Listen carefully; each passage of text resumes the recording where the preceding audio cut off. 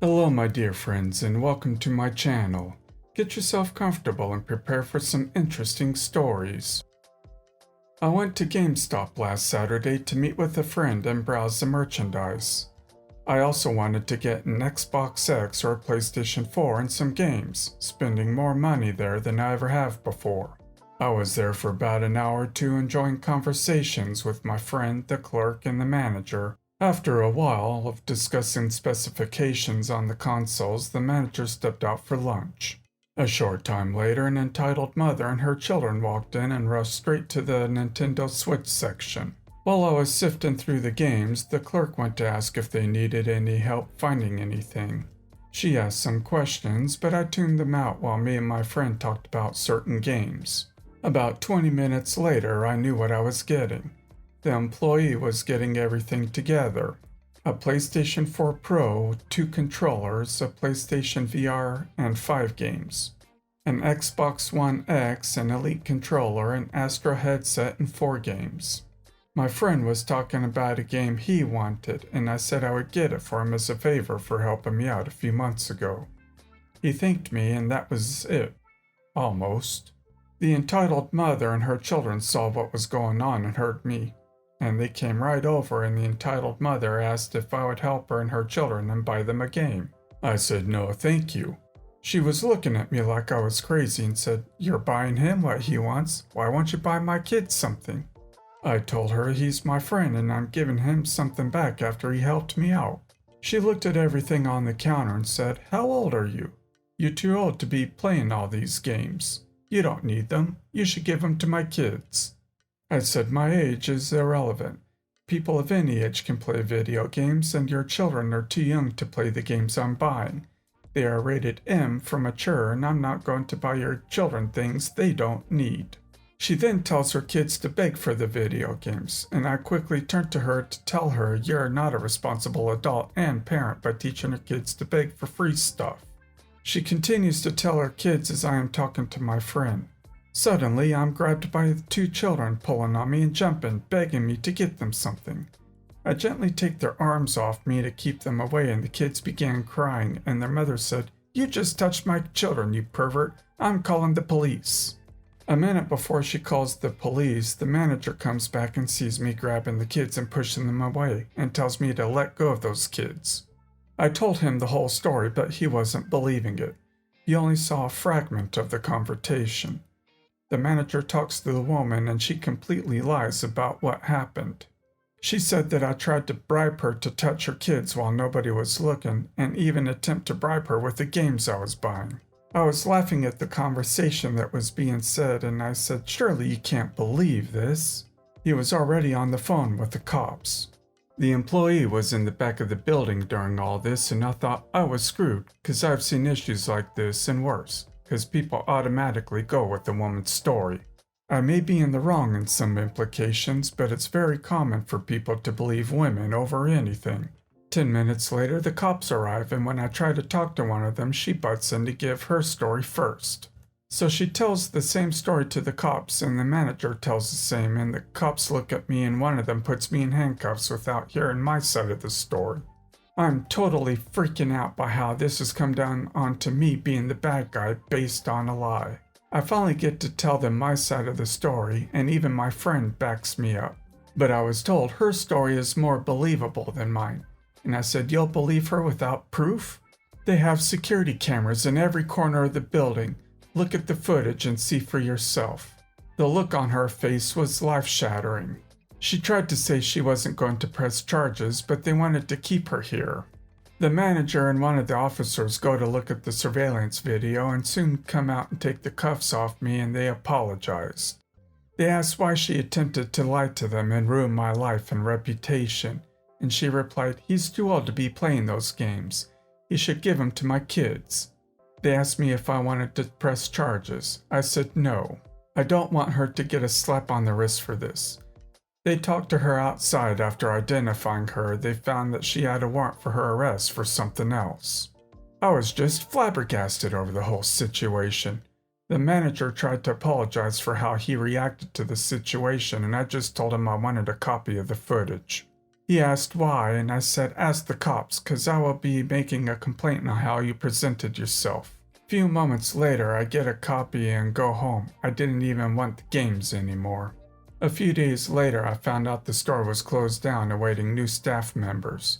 I may have caused an issue with the retail manager, but he should have handled the situation more professionally. He should have checked the surveillance video in the beginning instead of calling the police. If he had done that, then that woman wouldn't have gotten arrested and he wouldn't have been fired. I mainly feel bad for the children involved in this. They are being raised by a crazy woman who thinks begging and lying is the only way to get what you want out of life.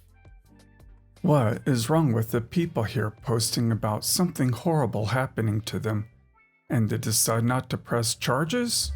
She could have ruined your life, and if she didn't have a warrant, could be out there doing this to someone else.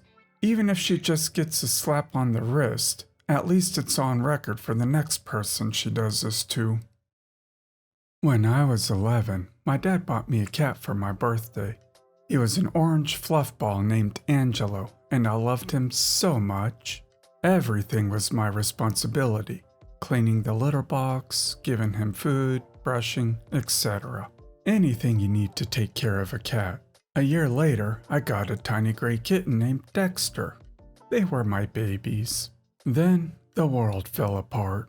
I never believed in the wicked stepmother stereotype until this. My dad and stepmom's fighting got worse and worse, to the point where she would hit my dad. Her and her son, who did nothing but complain about the things my dad did. So, my dad got out of there, and I went to stay with my mom while he looked for a new place to live. Everything was going fine until things started getting split in the divorce. By terms of the divorce. 1. Her son's car had to be put in her name so my dad wouldn't pay for it.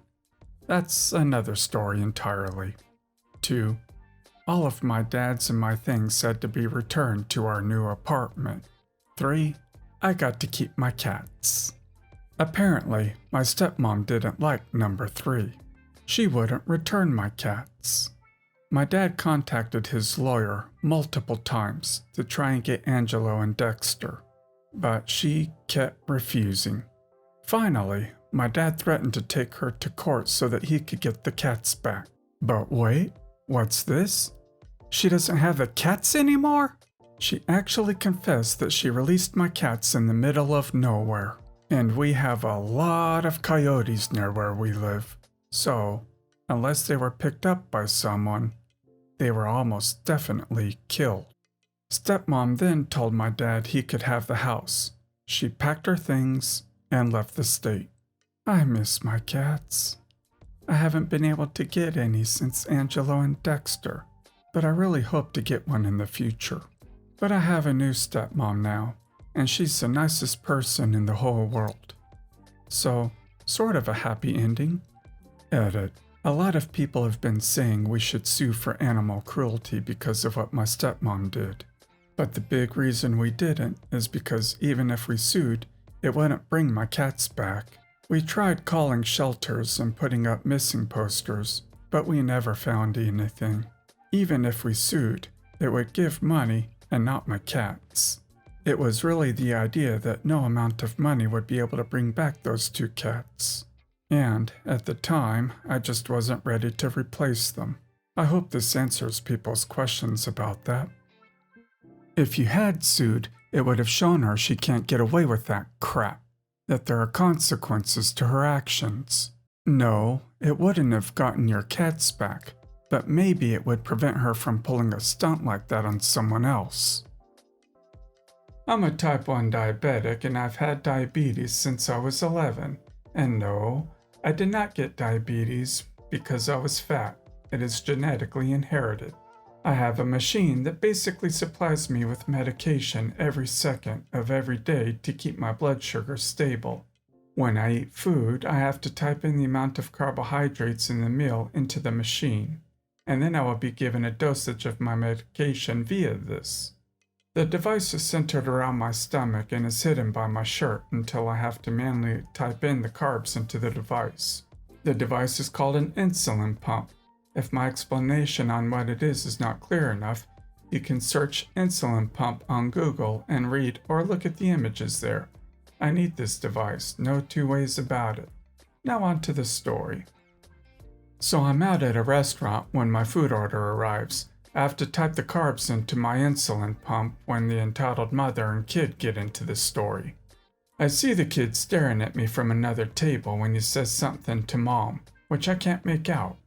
The mother comes up to me and says, "My son likes your phone. Give it to him and you could probably buy a new one later." I then reply, "This is a medical device. I am type 1 diabetic. I need it to survive." The mother replies, "No, you're not," laughing. "You're not fat enough." I tried to explain that type 1 diabetes is genetically inherited, but I should have known that she has half a brain cell. Stop making up excuses and give it to her now. Lady, I just want to eat. Please leave me alone. Not until you hand over the phone. Please leave me alone or I'll talk to the workers here. The entitled mother doesn't stop, so I go to the waiter who's been serving me, and before I can get a word in, the entitled mother says, "He stole my kid's phone. Arrest him, now." I tell the worker the whole story and show him that my insulin pump is not a phone, and lo and behold, the worker is also a type 1 diabetic. He tells the entitled mother to leave me alone or the police will be called. All the while this is happening, the entitled kid has been screaming about some game he's been playing on his Switch and cursing at it, making a racket, bothering the other customers. I know the manager here. He will have you fired if you... Lady, the manager is my uncle. I have never seen you ever before. Leave this young man alone now before I have to ask you to leave. The mother storms back to her table. Wait, you thought this was over? As the entitled mother is walking back to her table, the kid loses it. He seems to have lost whatever game he was playing and flings the Switch at a framed poster against the wall where a couple was sitting. The glass shattered all over the woman's arm, causing it to bleed. Everyone is furious. The police are called and the entitled mother and her kid are taken away. The couple are pressing charges and everyone there got a coupon. Yay! I hope to never encounter this scenario again, although it was a great feeling seeing the entitled kid and mother being taken away. Oh, I feel you. Kind of my dad is a type 1 diabetic as well, but luckily for me it apparently skips a generation. I don't think he has it as bad as you though, because he doesn't require constantly, or at least he doesn't have an insulin pump. Whenever I'm over at my dad's house, I always remind him to check his blood sugar a little bit after a meal or a snack. I'm sorry you have to deal with this though. Have a good life, fellow. This happened when I was a kid, so I wasn't told about the lawsuit until I was older. However, I remember the kids and the entitled mother. My grandparents and I had season tickets to our local hockey team for years. We sat in the same seats with many families who also had season tickets. The seats behind us went through several season ticket holders over the years. One season, the Beverly Hillbillies sat behind us. There were two entitled kids who would run around the section just screaming. Mind you, we sat behind the goal and there is no protective net above the glass. Running around during play was not just rude, but dangerous because the puck set frequently went over the glass. They would get massive pops and spill them half the time. The entitled mother didn't pay any attention to her monsters and also had little regard to our personal space. Now the scene is set. After her kids had kicked our seats one too many times that night, my papa snapped and asked her to control her kids. "Don't you tell me how to parent. They aren't hurting anyone, crotchety old man." Really? Because they kicked my wife and granddaughter's heads several times this season. They've also spilled pop on my granddaughter's coat. This isn't a playground. They are just being kids. You can just ignore them. We brushed it off because the kids stopped for a while. Papa was a pretty big guy with a harsh voice. The entitled mother stood up and began to fiddle with her coat. She ended up wrapping Papa up in her coat because it was a long coat and she stood right above him instead of standing above the empty seat next to him. Papa pushed the coat off him and the entitled mother lost her crap. "You just touched me. You touched my breast. Throw him out." "Oh, bull crap. How could he have even reached your breast? He's sitting in his seat and you're standing in a row above us." "I felt it. Your husband's a perv." The ushers saw the whole thing and escorted her and her kids out. They did not return for the rest of the season. My Nana told me recently that the entitled mother sued my grandparents and the arena for the assault and harassment. She lost her case because there is no way he could have reached her breast from his seat and there were witnesses. I hate when people like this lie about assault because it takes away from all the people who actually have been assaulted somehow. It's become guilt until proven innocent, and that's not how the justice system works. It also takes the attention from real, valid claims. People who make false reports are part of the problem. Well guys, that's it for today.